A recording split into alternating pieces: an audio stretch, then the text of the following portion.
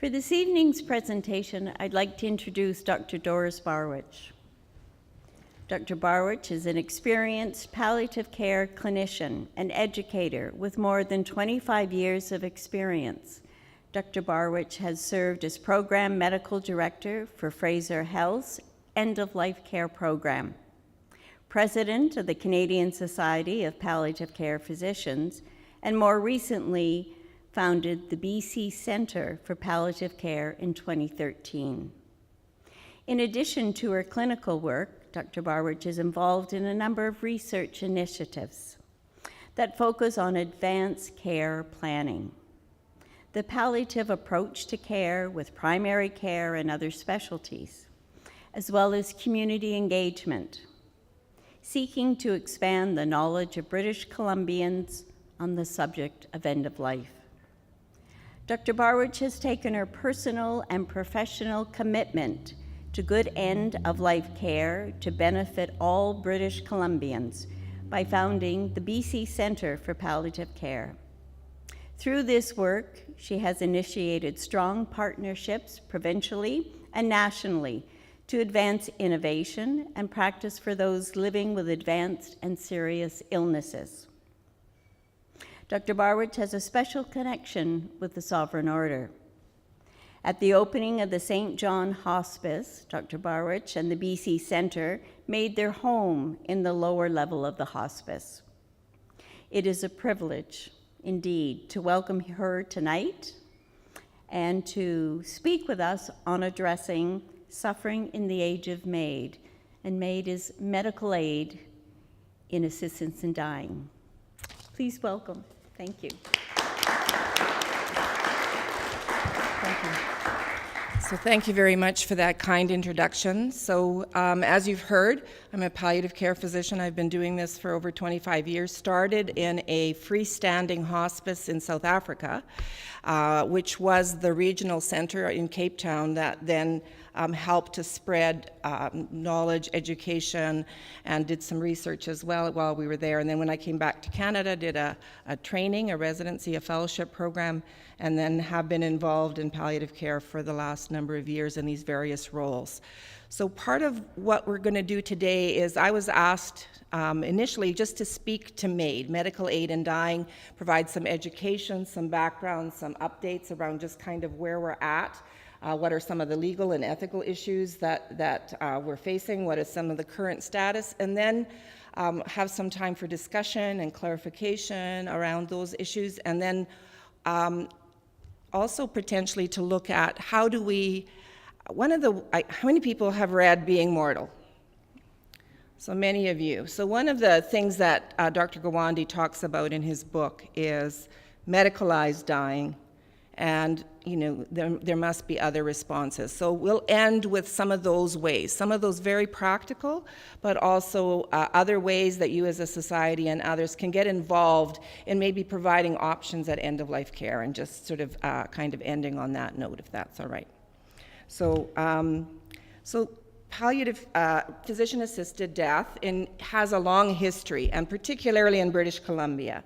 So the first time there was a court case that kind of looked at this issue was Sue Rodriguez, an ALS patient who lived in Vancouver Island, and her case went all the way to the Supreme Court, and then in a 5-4 decision, the courts decided at that time that physician-assisted death was not something that was going to be made legal in Canada. So fast forward, Kay Carter, a lady living with advanced spinal stenosis, her family petitioned the courts because they felt that she went to Switzerland to be part of Dignitas and to access physician-assisted death in Switzerland, and that they should not have been put in that situation. And then before the case actually came to the courts, Gloria Taylor was added as a person on the case, but so it's the Carter case, and so but often Gloria Taylor was the person that we heard the most about, a woman living with ALS again, and really the challenge at the time was that she was identifying that she would get to a point in her care where she may want to hasten her death, but she would not be in a position to do that herself.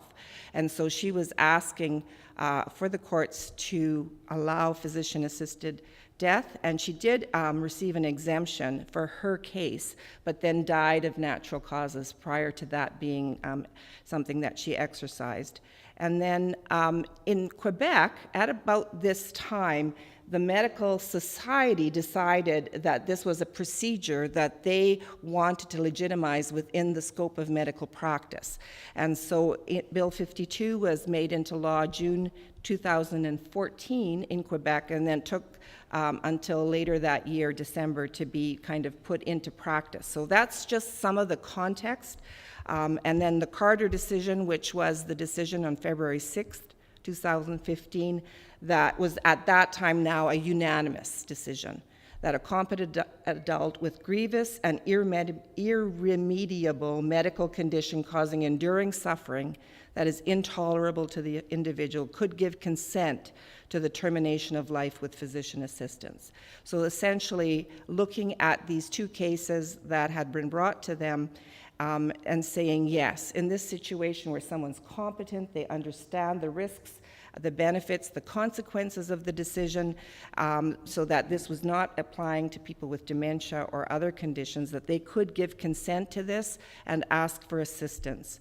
The other thing that the Carter decision was clear about, and we'll have opportunity to look at this later on, I've had some questions already, is that in the application of this, they were talking about that the charter rights, the rights of patients to potentially access this procedure, would need to be balanced with the rights of physicians who may have moral and ethical objections. So, like for me, I'm a physician. I trained a longer time ago than I'd like to admit, and we took the Hippocratic Oath, part of which says, I will not harm patients.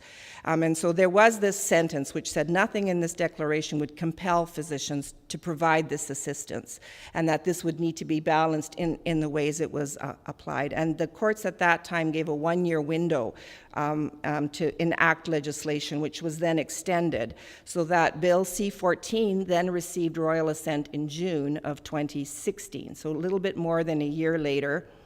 And there's been debate about some of the eligibility criteria. So again, taking that same language, grievous and irremediable medical condition, which I'm never going to learn to say properly, but they also said that a person needed to be in an advanced state of irreversible decline, and that natural death needed to be reasonably foreseeable.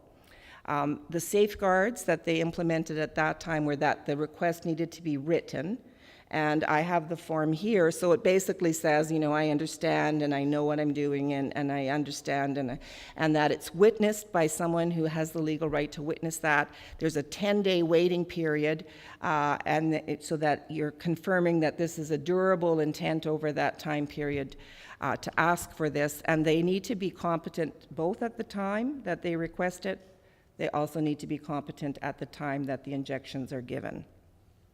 2 independent physicians or nurse practitioners need to verify that the person meets eligibility criteria.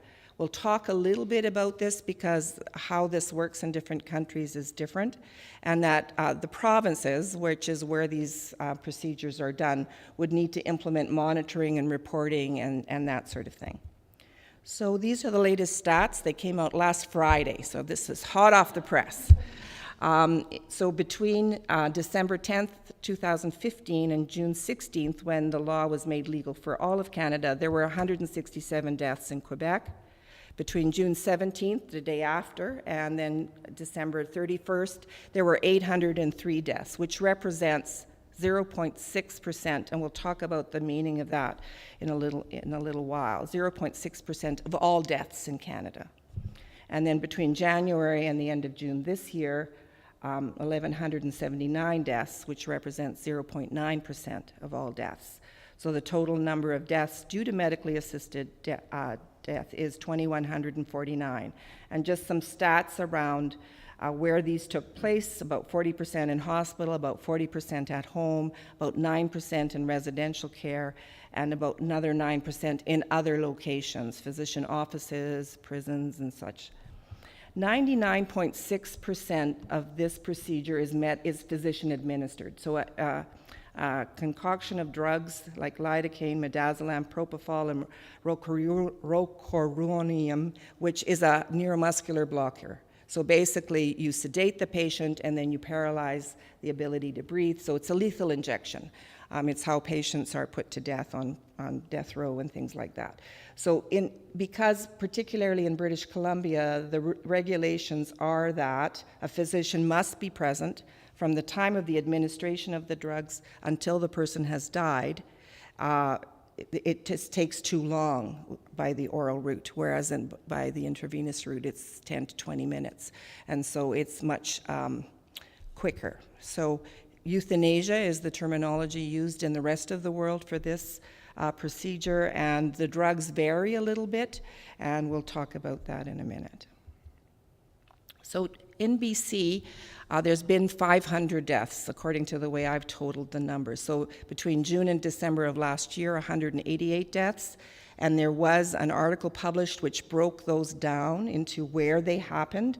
And so you can see that Vancouver Island and Vancouver coastal health regions have a higher incidence of medical assistance in dying than other regions in the province and other regions in Canada. So 2% of all deaths in Vancouver Island, 1.6% of all deaths in Vancouver Coastal Health Region, and then the Interior, Northern Health, and Fraser Health behave much more like the rest of Canada, sort of 0.4 to 0.6, which was the stats for that time period.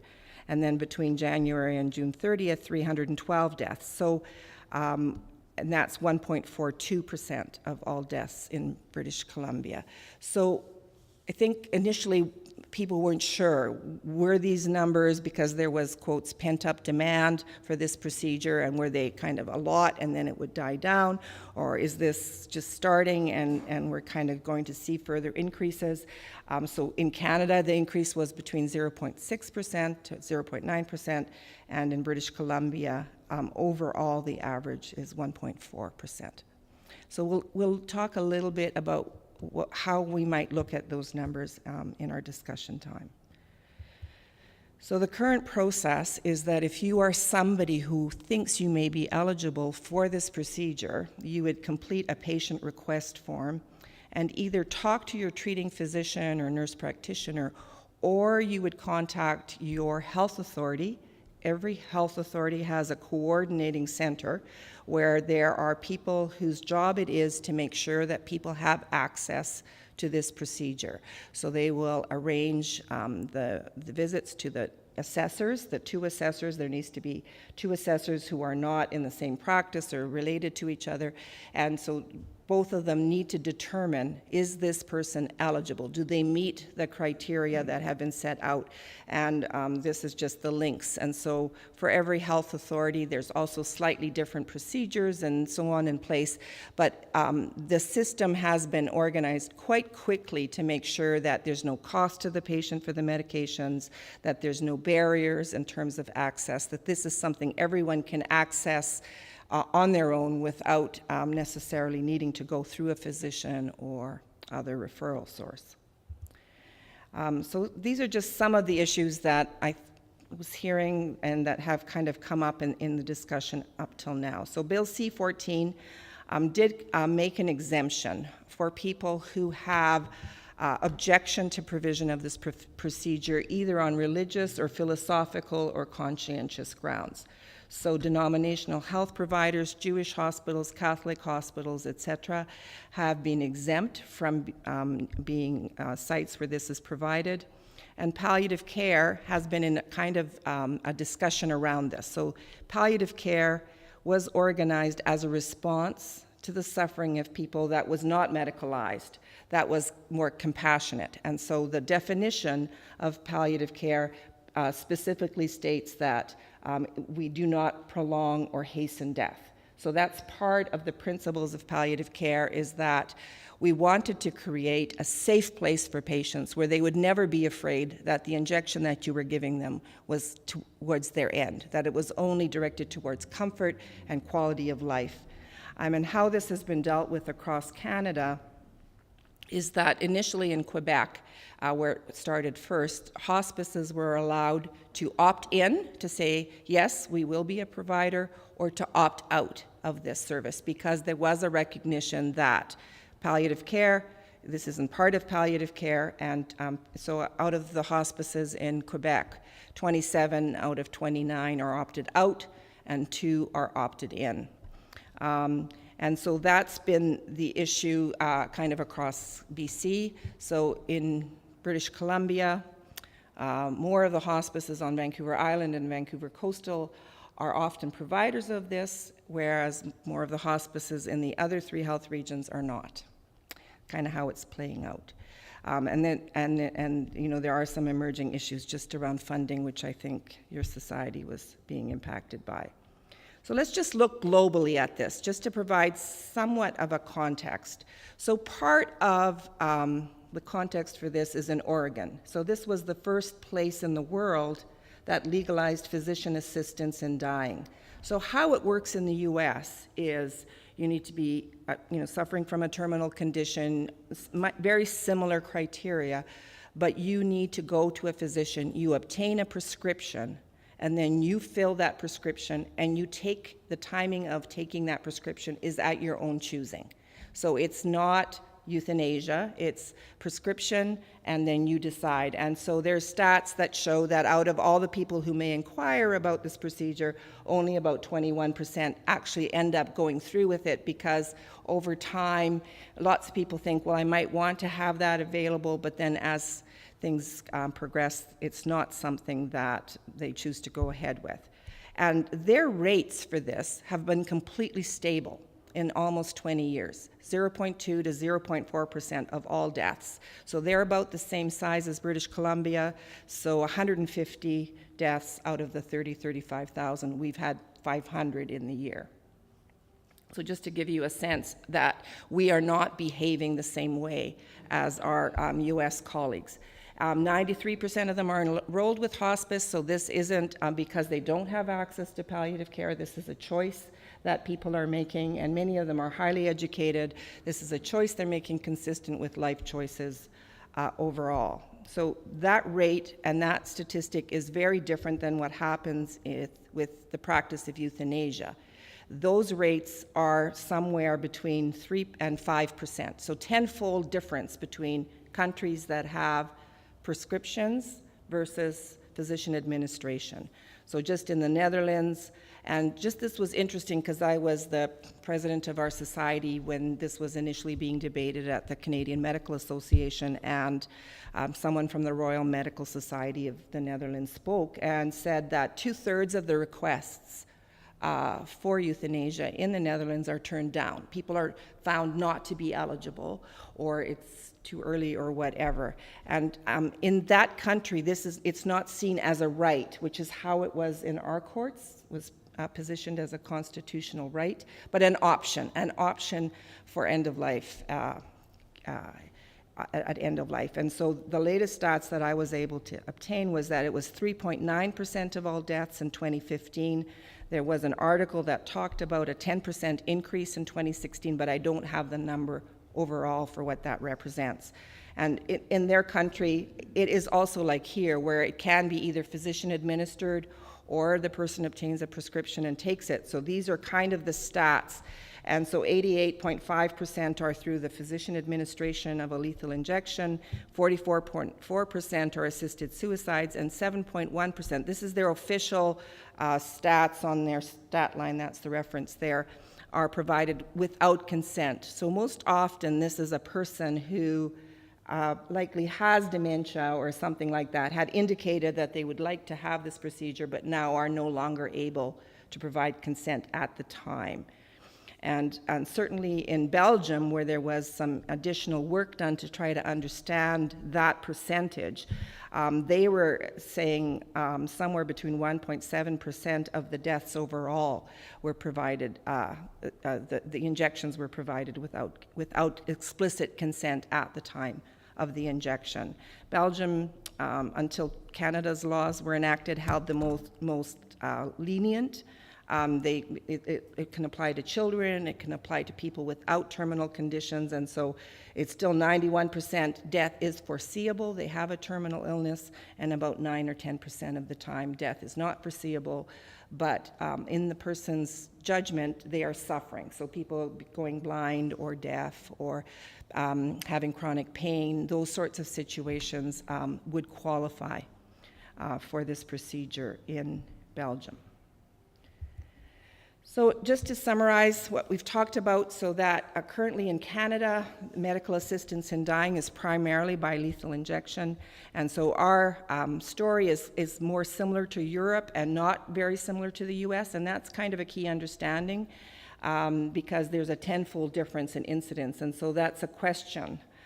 I've been asked to brief the Minister of Health on this with the last government, and just this sense of, well, what is the goal of this, and just how do we want to position this?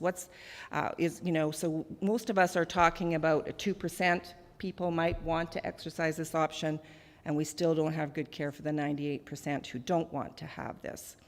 And that we don't know where we're going to end up in terms of the percentages, because we're just a year in.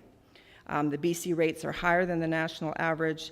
Certainly, this discussion has prompted a lot of discussion at the federal level about we need to provide palliative care.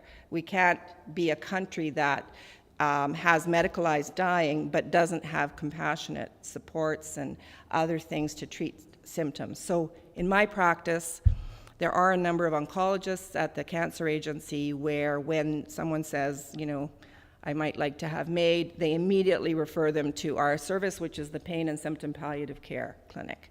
And so we have a lot of people who come, and in my experience, quite a lot of them come because of suffering, symptoms that are uncontrolled. They may want to just be exploring their options, and the great majority of them don't go through with it. It's kind of part of what they're thinking about, and as their symptoms come under control, one man, he was walking, they were going on holidays, they were having really good quality of life. Why would I do this? This doesn't make any sense. Another patient, a lady who had chronic obstructive lung disease even before her lung cancer, a very anxious lady. She made a decision about this. I don't know what's happening. Sometimes this is just going out of the thing. So she made a decision that she would want to have this, had her 2 assessments, huge turmoil in her family, huge discussions, and such that the night before her planned procedure, her brother phoned her, said, please don't do this, I love you, you're my sister, we don't put, we put dogs down, we don't put human beings down, so please don't do this. And so she was just in this turmoil, and so canceled her appointment on that day, came to speak to us, just to kind of talk this through once again. And, again, needed some symptom management and just controls, and then went away, and things were stable again for a while, and then she actually went through with it sort of 10 or 14 days later. So I think this is not an easy decision. This is not an easy decision for the person. It's not an easy decision for the family. It's not an easy thing for the providers. My team was very distressed about the fact that this had happened. But, people make their own choices. They need to be able to do that, and we need to make sure that they have the quality of life that assures it's not because there's it's not out of lack of support, is kind of how we're looking at this. So certainly there's been some federal funding to home care with the expectation that some of those dollars would go to palliative care. And so we're working on that. And I think just to say that, obviously what we're not talking about is people dying of natural causes. So the drowsiness or sedation or using morphine for pain that then may make someone sleepy and be part of kind of, and so we'll look at more detail of some of this, the palliative approach to care. We do have options even before this procedure was legalized to control most symptoms. 98% of symptoms are well controlled through palliative care measures. And even when we do sedate people right in the last days of life because their symptom may be refractory, that does not seem to hasten death. So this idea of hastening death where the intent and the desired outcome of the treatment of the procedure is death, is this very specific category. And certainly, with informed consent, a person can decide at any time not to start or to withdraw from certain treatments. And we do know that about 92% of patients at some point in their journey choose less aggressive options. And that's perfectly acceptable. That's not what we're talking about, deciding not to do dialysis or deciding not to do, to have a ventilator, but just to be managed according to comfort. And in BC, you can refuse certain treatments if you know ahead of time you don't want to be aggressively treated in certain ways. You cannot choose in an advance directive medical aid in dying. That's not part of the options. So, that was something in the bill that was kind of deferred for a later decision. So in December last year, the Canadian Council of Academies was commissioned to appoint an expert panel. So these three specific situations where there may be a request by someone who's not legally an adult, a mature minor, whether or not Canada wants to allow people to ask for this in an advance directive, and requests where mental illness is the sole underlying condition. So that would normally be like chronic pain, those kinds of situations, depression, anxiety, that's not well controlled. So that's kind of still out there, and in next year there'll be some reports published, and then that will go back to legislation, to the government for a decision about that. So I want to open it up now and just see if there's any questions or comments.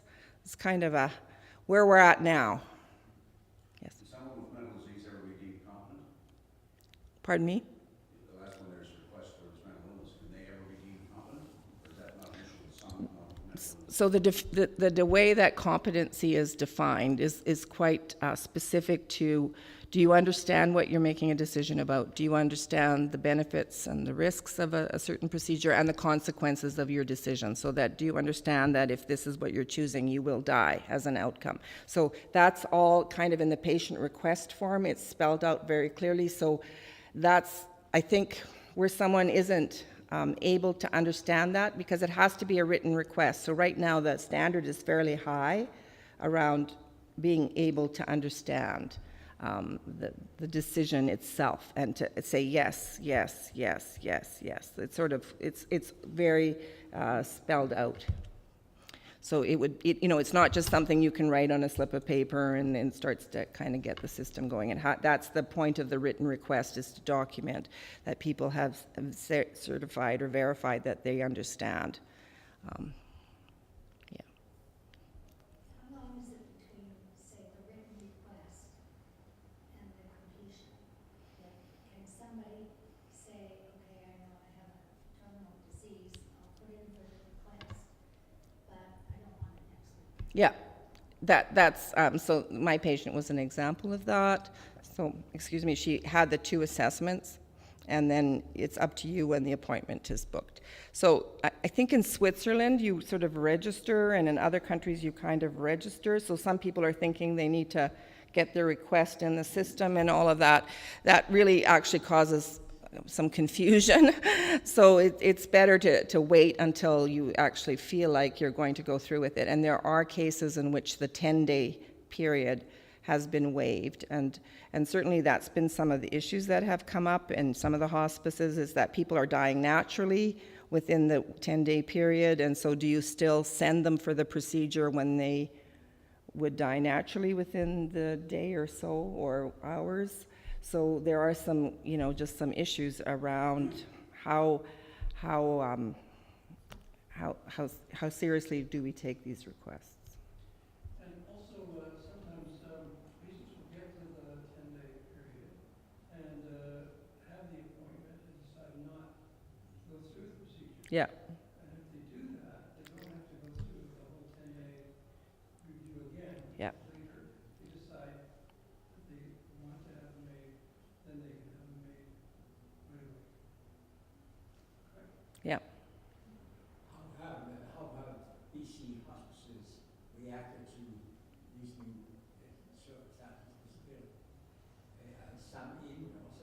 Yes, some are in, some are out.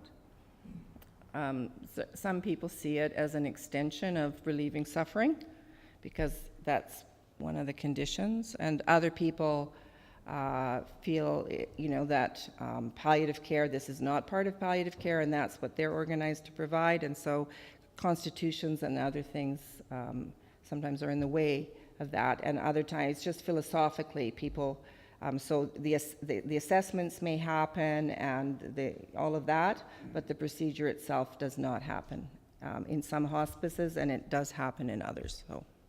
Is that primarily in the hospices that are funded by the government? What about private hospices? So so we have about 275 hospice beds in the province. So that's more than most people think, but some of them are just sort of, a bed or two in a residential care setting or that sort of thing. So the bigger hospices all receive some kind of operating funds for the most part, and then they raise money for some of the additional services. And so it hasn't been a factor, and I think Lorraine Gerard is here from the BC Hospice Palliative Care Association, so I know when the government was writing policy on this, we surveyed the rest of Canada and discovered that the rest of Canada had allowed hospices to opt out or opt in, and so that's kind of what we requested for this province, and it kind of played out, and some people have made decisions one way or the other, and others are still kind of in a decision mode, but for the most part, that issue hasn't really come up. I think everyone's kind of waiting to see how it plays out. So, under the umbrella of St. Paul's, which is Catholic, Yes, those hospices are not doing. they're exempt, yeah. But an example, Paul, would be the Vancouver hospice has been Yes, yes, as has Victoria Hospice. But I believe that is under pressure from Vancouver Coast and Health. I think, yes, I think different people come on different sides of this, right? And how far do you go to enable choice? And what's the role of a hospice? So I think that's kind of where the discussion seems to center. The responsibility really falls on the institution of where the patient is and the patient requests it, and that particular facility does not want to provide it. They have to go, they have to make an effort to find a bed for the patient where that can take place. And so that's how it's being compromised, that's how it's being sort of rationalized at the moment. And I think, I remember when it made sense to me, so I'll share it with you. When I was talking to the minister about this, I said for some palliative care providers, asking them to do this procedure, to be part of it in any way, is like asking a naturopath to give chemotherapy. They would rather quit their practice and not be involved in any way at all. So they feel quite strongly about it, and other people don't feel that way. So you have to kind of make room for all of that. That's really an important concept that you're raising. And I think the problem is that palliative care has always felt that we're here to prevent suffering. We're here not to prolong life or shorten life, but we're to support the patient. Right. And I think some of the practitioners felt that somehow, if someone opted for MAiD, that somehow they were demeaning what was being offered to them by palliative care. But I think as things are progressing, I see more and more palliative care practitioners being more understanding of individual situations. Yeah. And we're in a process, we're Yeah. in a flux, exactly Yeah. what you said. And Yeah. I think, And I think it's so. Hopefully the goal of tonight is to provide some information. We will probably all interpret that through our own lenses, ethical and otherwise. And I think this will be a choice that some people in our society exercise. We've looked at kind of how that plays out in different societies. And I don't think we should be judging people for either either way of making a choice. I think it is in a context of suffering, and the cases I've been involved in, there's been a lot of turmoil created through this. It's for families often seems to be harder than for the person. And so, and life becomes precious when you only have this much of it left. So things change as well as you live the journey. So I think this idea that palliative care has had of accompanying patients and sort of helping make the journey as comfortable as possible. So in the US, they talk, and it's part of the next part, is the sort of best possible day, this focus on living until the last breath, this focus on dignity and really honoring the life that has been lived. And for some people, and that's why Oregon was the first state in the US, right? There's sort of these mountain men in Oregon who've always called the shots and done things their own way, and they want to die their own way. So, that is part of our culture. And so supporting. I think we've moved beyond this argument about should we, shouldn't we. It's here. It's part of what happens.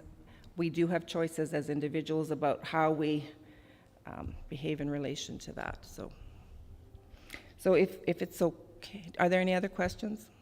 I wanted to just briefly look at sort of my patient, Joe. So Joe is a patient that I admitted on a Thursday just before the Thanksgiving long weekend. We've just, same time of year. Joe had been in an acute care hospital with a cancer, a tumor, and had just been declining. So he'd spent 3 months in hospital. He'd been admitted in July, and this was now October.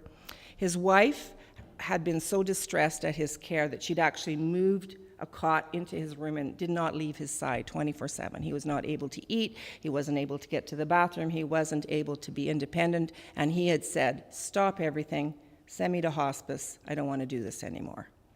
So he came, and his case is a little unusual, but he came, and so when I looked at him, he actually had a fairly slow-growing tumor, and his condition was way out of proportion to his disease, if we look at it that way. So I said to him, okay, it's Thursday afternoon before a long weekend. Not much is going to happen over the 5 days.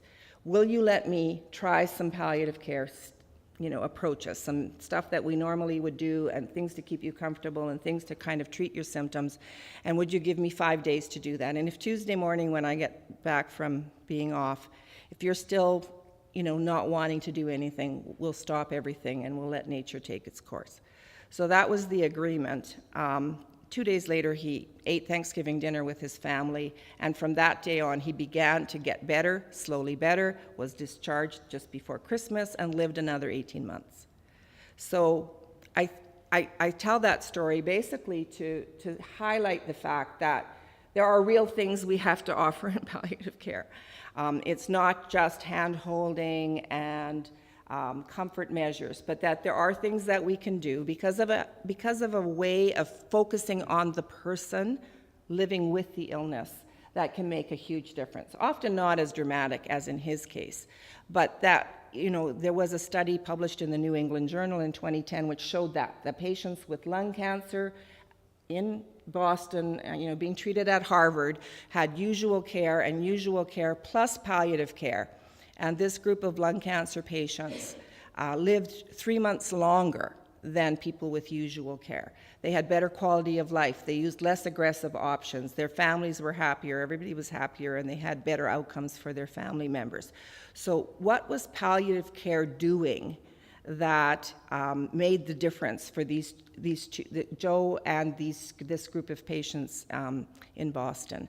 And basically what it boils down to is this ability to come alongside. So no matter where people are, and this is some of the reasons that people in Oregon have been exercising the option for death with dignity is kind of what it's called there.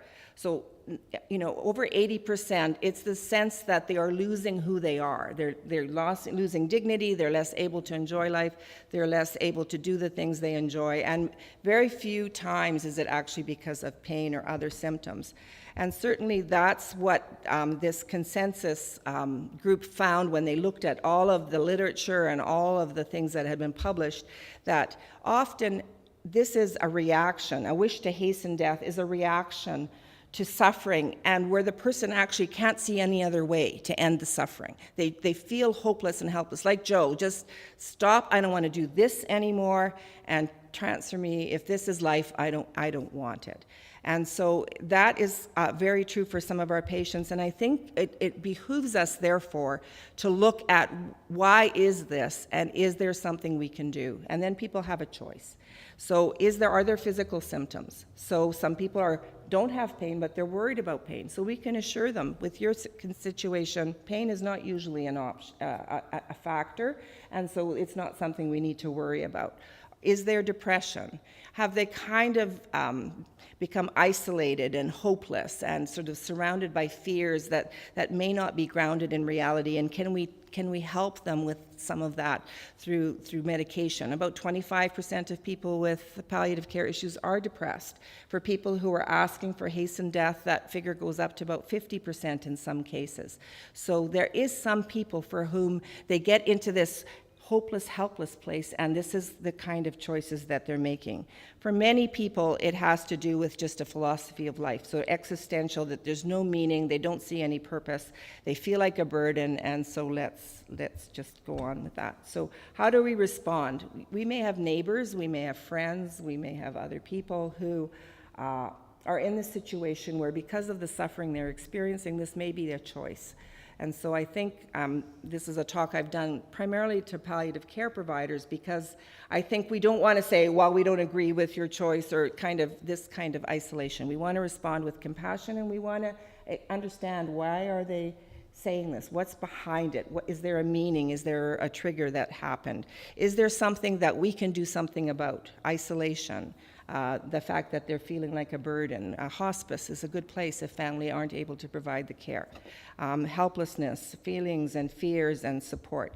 And certainly we do know that. There's lots of evidence, increasing studies, that when we integrate a palliative approach to care, which is really looking at that person, looking at that family, and then orienting the care and the goals of care around what they want, and sometimes making it as practical as, what would a best possible day look like for you right now?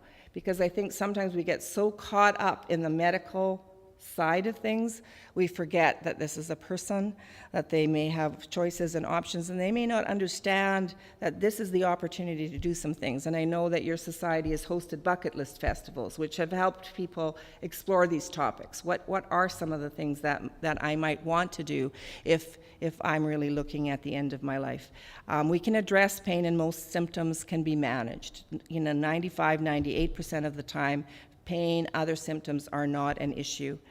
We can provide a roadmap, and that's what they discovered in this study in Harvard, was the difference, that palliative care people came alongside and they helped people understand not only where they were, but kind of what was ahead for them, and helped them prepare for decision making and choices, so that they could make the choices that were right for them, and that they could affirm life and provide support around the dying role. This isn't just kind of waiting for death to come, but there's things you can do that can create meaning at this time. We can normalize dying, part of the cycle of life. We can address some of the fears that people may have. I'm going to have pain, it's going to be awful, it's going to be this, and so we can just talk about practically what does that look like. And I think for a lot of people, this idea of giving them control, and that sense that we're going to keep talking to you, we're going to keep asking you, what is it that you want, what's important to you at this point? At what point may your goals change? At what point would you not want us to do everything? Because we do know that 92% of the time, there is a point for most of us at which we say, if I get to that point, I don't want everything anymore to be done. But 8%, 12% of us will want everything to be done right until the end. I don't want to restart now, I don't think. Probably not a good time.